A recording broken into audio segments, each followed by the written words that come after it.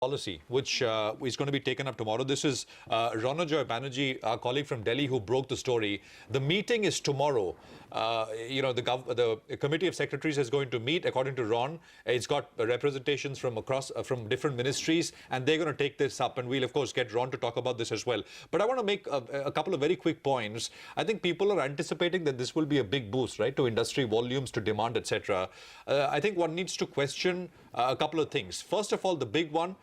Is the scheme going to be mandatory or voluntary? If you own a vehicle, which is, pre-March 31st, 2005 or before April of 2005, is it up to you to go ahead and to kind of sort of scrap the vehicle, get a new one?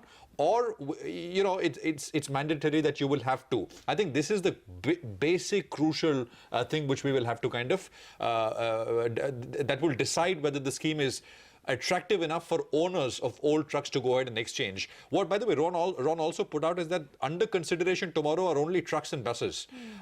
Whereas other reports over the past one and a half years have focused on passenger vehicles, two-wheelers, etc., everything. But under consideration tomorrow, only trucks and buses. And of course, we are only considering trucks for this particular conversation. I went back and looked at the white paper which the ministry put out last year, Rima, and they, according to the ministry itself, the total benefits to owners who actually can go in and give their vehicle for scrapping and buy a new one, brand new vehicles, brand new trucks, for example, the total benefit to them is about 8 to 12% of the total cost of the vehicle, right?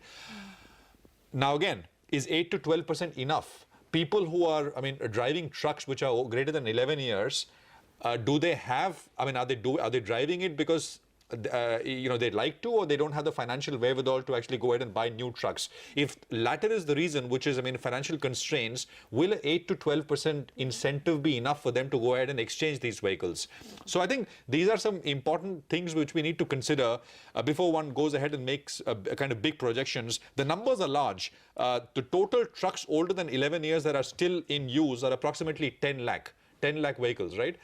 So you can say, well, if it is voluntary, will 5% go ahead for this? Will 10% go ahead for this? Given if the terms are the same, one doesn't know. It will move the needle, but I think the devil will lie in the detail in terms of what is finally agreed upon tomorrow.